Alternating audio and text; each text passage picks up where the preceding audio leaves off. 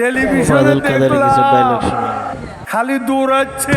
ঠিক 1 বছর আগেও যাদের এক ইশারায় কাঁপত প্রশাসন, যাদের গাড়ি রাস্তায় ছুটত পুলিশের প্রহরায়, আজ তারা পলাতক।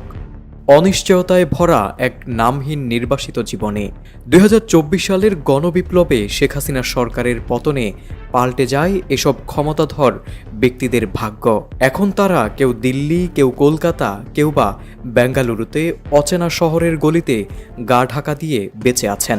সম্প্রতি ভারতীয় সংবাদ মাধ্যম নিউজ 18 বেশ কয়েকজন পলাতক আওয়ামী লীগ নেতা ও শেখ হাসিনা সরকারের সাবেক কর্মকর্তাদের সঙ্গে কথা বলে তাদের গত 1 বছরের অভিজ্ঞতা জানার চেষ্টা করেছে।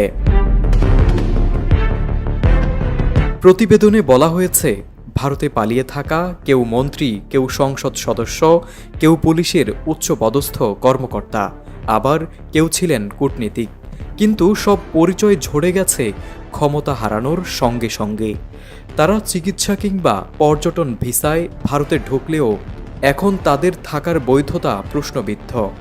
দেশেও ফেরার উপায় নেই, গ্রেপ্তার, মামলা, প্রতিশোধ আর জনরোষের ভয়ে।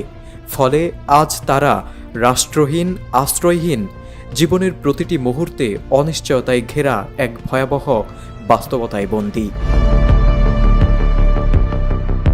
জানা গেছে, এক সময়ের প্রভাবশালী নেতারা এখন নিজের নাম লুকিয়ে বাসা খোঁজেন, সন্তানদের স্কুলে ভর্তি করাতে পারছেন না, এমনকি কেউ কাজও খুঁজে পাচ্ছেন না। ব্যাংক অ্যাকাউন্ট জব্দ, টাকা ফুরিয়ে আসছে, ভিসার মেয়াদও শেষের পথে।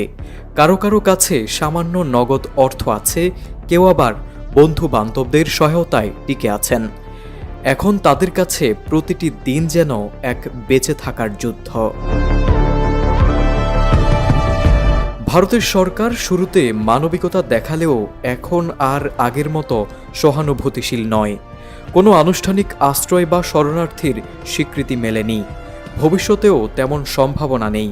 ফলে অনেকেই ইউরোপ বা অন্য তৃতীয় দেশে রাজনৈতিক আশ্রয় পাওয়ার চেষ্টা করছেন জাতিসংঘ বা আন্তর্জাতিক সংস্থার মাধ্যমে, যদিও তা দীর্ঘ ও অনিশ্চিত প্রক্রিয়া। সাবেক এক আওয়ামী নেতা নিউজ 18কে জানান, আমরা ভেবেছিলাম কয়েক মাস পরই সব ঠিক হয়ে যাবে, শেখ হাসিনা ফিরবেন, আমরাও ফিরব।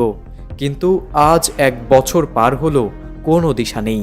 এখন আমরা কেবল নিঃশব্দে বেঁচে আছি, কোনো পরিচয় ছাড়া, কোনো ভবিষ্যৎ ছাড়া। সব মিলিয়ে বলা যায়, ক্ষমতা, প্রতিপত্তি, প্রভাব সব হারিয়ে আজ তারা যেন নিজের ছায়াকেও ভয় পাচ্ছেন।